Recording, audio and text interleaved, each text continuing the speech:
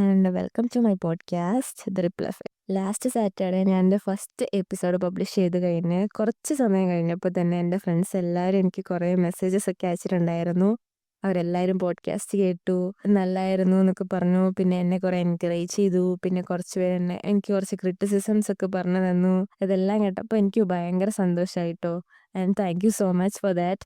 അപ്പോൾ ഞാൻ ഇത് പറഞ്ഞു വരാൻ കാരണം, ഞാനിങ്ങനെ മെസ്സേജസ് വായിച്ചുകൊണ്ടിരിക്കുമ്പോൾ എനിക്ക് വളരെ അപ്രതീക്ഷിതമായിട്ട് ഒരാളുടെ മെസ്സേജ് വന്നു.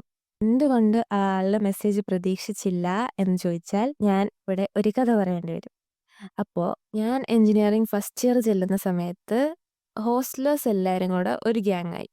ഹോസ്റ്റലേഴ്സ് എല്ലാവരും കൂടെ എന്ന് പറയുന്നതിനേക്കാളും കൂടുതൽ ഹോസ്റ്റലേഴ്സ് CS ഗേൾസ് എല്ലാവരും കൂടെ ഒരു ഗ്യാങ് ആയി. അപ്പം ഞങ്ങളൊരു 5-6 പേരുണ്ടായിരുന്നു. വലിയ പ്രശ്നമൊന്നും ഇല്ലാത്തൊരു ഗ്യാങ് ആയിരുന്നു കേട്ടോ. ഞങ്ങളുടെ ഒരു നോർമൽ ഒരു ഹോസ്റ്റൽ ഗ്യാങ് അത്രേ ഉള്ളൂ. അപ്പോൾ ഞങ്ങളിങ്ങനെ ഹോസ്റ്റലിൽ വന്നിരുന്ന് സംസാരിക്കും. എല്ലാവരും ഒരു റൂമിൽ വന്നിരിക്കും. പിന്നെ രാത്രിയാവുമ്പോഴായിരിക്കും ഓരോരുത്തരുടെ റൂമിലേക്കൊക്കെ പോകുന്നത്. അപ്പം ഞങ്ങളുടെ ഇടയ്ക്ക് അങ്ങനെ എന്തെങ്കിലും ചെറിയ പ്രശ്നങ്ങളൊക്കെ ഉണ്ടായാൽ തന്നെ ഞങ്ങളായിട്ട് തന്നെ അതങ്ങ് പറഞ്ഞു തീർക്കും. പക്ഷേ ഞങ്ങളിങ്ങനെ ലൈഫിൽ ഇങ്ങനെ പോകെ പോകെ ഞാൻ തേർഡ് ഇയറിലൊക്കെ എത്തിയ സമയത്ത്, തേർഡ് ഇയർ ഫസ്റ്റ് ആണെന്നാണ് എൻ്റെ ഒരു ഓർമ്മ. തേർഡ് ഇയർ ഫസ്റ്റ് ടൈമിൽ ഈ ഗ്രൂപ്പിൽ ഒരാളും ഞാനും ആയിട്ട് ചെറിയൊരു മിസ്അണ്ടർസ്റ്റാൻഡിങ്ങിൻ്റെ പേരിൽ ഒരു പ്രശ്നമുണ്ടായി. അങ്ങനെ ഞങ്ങൾ മിണ്ടാതായി. അത് കുറച്ച് ദിവസം കഴിഞ്ഞപ്പോൾ ഒരു ഗ്യാങ് ഇഷ്യൂ ആയി. പിന്നെ അവൻ എൻ്റെ അടുത്ത് മിണ്ടത്തില്ല, ഞാൻ അങ്ങോട്ട് മിണ്ടത്തില്ല. ഞാനപ്പോൾ സത്യം പറഞ്ഞാൽ എൻ്റെ സൈഡ് മാത്രമേ ചിന്തിച്ചുള്ളൂ. അവരുടെ സൈഡിൽ നിന്ന് ഞാൻ ഒരിക്കലും ചിന്തിച്ചില്ല. അതുപോലെ തന്നെ അവരെൻ്റെ സൈഡും ചിന്തിച്ചില്ല. അതുകൊണ്ട് തന്നെ അത് സോർട്ട് ഔട്ട് ചെയ്യാൻ ഒരുപാട് സമയമെടുത്തു. കുറച്ച് നാൾ കഴിഞ്ഞപ്പോൾ അവരായിട്ട് തന്നെ വന്ന് എൻ്റെ അടുത്ത് സംസാരിച്ചു. അത് സോർട്ട് ഔട്ട് ചെയ്തു. ബട്ട് ആ ഒരു ഗ്യാങ് പിന്നെ പഴയ പോലെ ആയില്ല.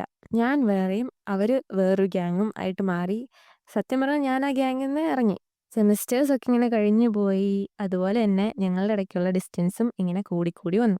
അങ്ങനെ ഫൈനലി ഫോർത്ത് ഇയർ എത്തിയിട്ടും വലിയ മെച്ചപ്പാടൊന്നുമില്ല. ഞങ്ങൾ പിന്നെയും പഴയ പോലെ ആയില്ല. ജസ്റ്റ് മിണ്ടും, അത്രേ ഉള്ളൂ. അങ്ങനെ ഇരിക്കുമ്പോഴാണ് ഞാൻ ഈ പോഡ്കാസ്റ്റ് ഇടുന്നത്. ലാസ്റ്റ് വീക്ക് ആ മെസ്സേജ് വന്നു ഗൈസ്. ഞാൻ ഒരുപാട് കാലമായിട്ട് ആ ആളുടെ സൈഡിൽ നിന്ന് കേൾക്കാൻ ആഗ്രഹിച്ച കാര്യമാണ് അന്ന് ആ ആൾ എൻ്റെ അടുത്ത് സംസാരിച്ചത്.